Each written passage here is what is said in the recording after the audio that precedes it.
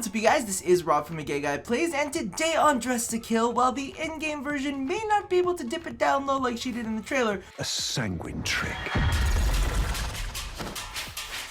We will be taking a crack at customizing Mirage Prime. Alright, so I know that the Simulacrum isn't necessarily a place to do fashion framing, but I did want to go ahead and show you some of the differences between Mirage and Mirage Prime's energy effects, of which there are only really two, and one I don't really know if you could count, but let's go ahead and just jump straight on in. Now, first things first, this is something that I've been asking for in a couple of other Prime frames out there, but I'm glad to see that we're taking steps forward. As you can see, Prism actually gets this kind of like metallic cage that encircles it, and it is the metal that can be found on Mirage Prime. So now we're not only transferring energy colors onto abilities, but we're actually able to transfer some of the metallics along with it, which I'm very, very happy about. I'm still fighting for Vauban and his golden balls. I'm like, dude, come on, some gold balls, please.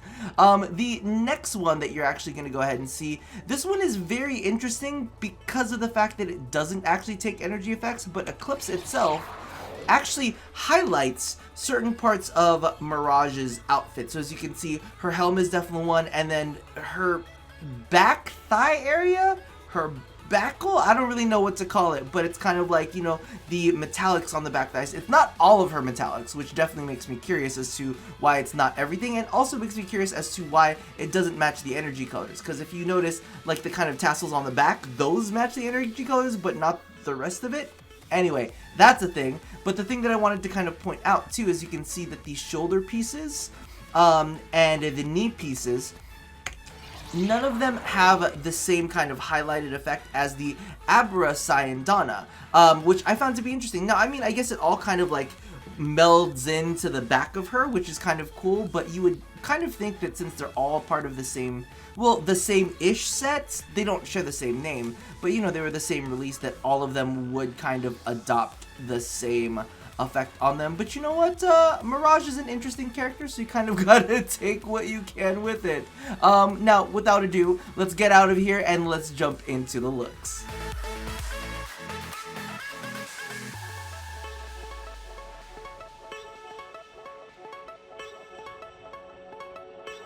So as for Mirage's A slot, you can tell that I have stripped off all of the armor, and that's mainly because of the fact that I'm a big fan of Mirage Prime's new silhouette. As you guys know, in the original variant, she had the big shoulder pads, she had the crazy knee pads, and you know, while that was all well and good, legitimately, I just love her new shape.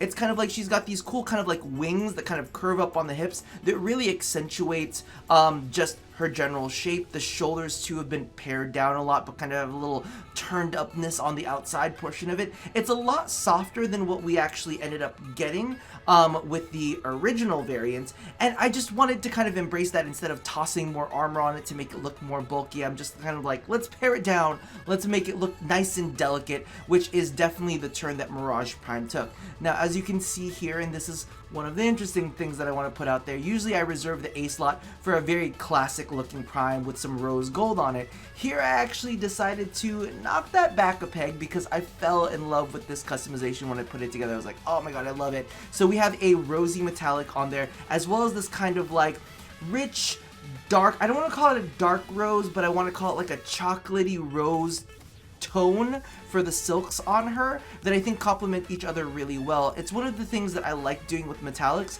is to keep the tonality the same but have different depths on them. So as you can see, you can definitely see it the most on the shoulder pads, right? So you get this rich darkness from that chocolatey rose, and then you get the pop of a little bit brighter rose metallic. It's really refined. It's not too crazy, not too out there, which is definitely my style. You know, I gotta pare it back a little bit. And then we tossed in a splash of like a soft blue that I just absolutely love with browns, because I think brown and like soft teals look really, really well together. And I absolutely love it. It's refined, it's classy, and it's just kind of like the new Mirage, right?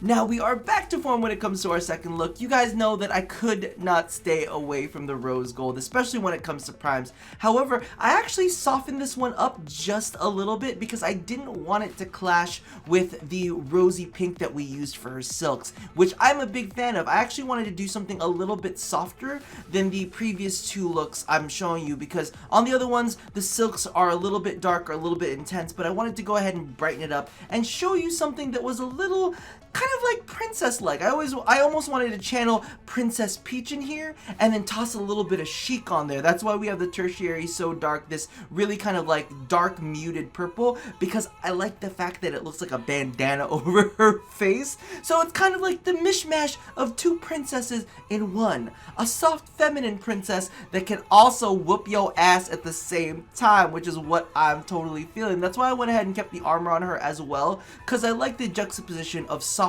pinks and heavy armor, right? Am I crazy? I'm always crazy.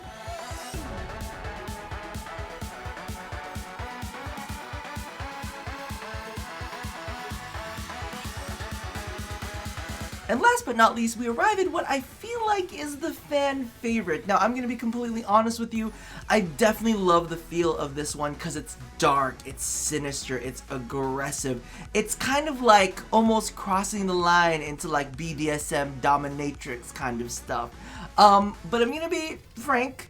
It's not necessarily my favorite look for her. I like the femininity that she's gotten in this. She just looks totally demonic, which I think people absolutely love. Now, when I went and previewed this like first look, it was actually this color that we used, which is a little bit more reddish in tone, and it definitely gave a more Harley Quinn kind of feeling. So I don't know, I'm still kind of going back and forth at which version that I like the best, but I did want to show you a little bit of a trick to this customization.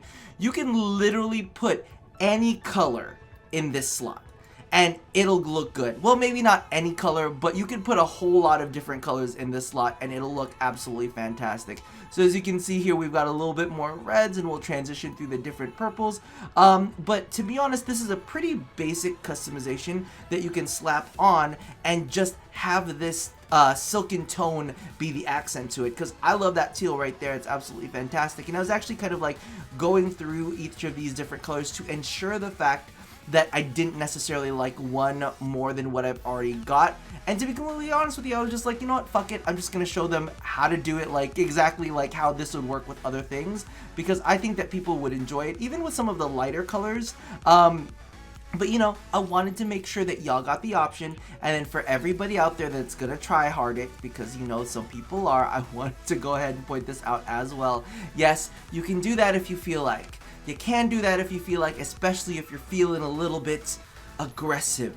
If today, you know, maybe wasn't the greatest day for you, you can go ahead and toss that on your customization and really scare the bejesus out of some people, because I'm looking at it right now and I'm like, whew, that's just a little, listen, I don't know who hurt you as a child, but hey, go ahead and take it out in game, not in real life. Now, before we close things out, I know that a lot of people are going to ask for this, so I figured I would go ahead and do this. It's not pretty. I'm going to let you know that right now. We're going to go ahead and take a look at how different helmets work on Mirage Prime. And I'm going to be honest with you, everything looks a little kooky crazy, as you can see with that Harley Quinn helmet. But let's go ahead and start with the Mirage Prime helmet. Everything looks normal. Everything looks fine. The Grax helmet, a bit off to be completely honest with you. I mean, it doesn't necessarily have to work with it.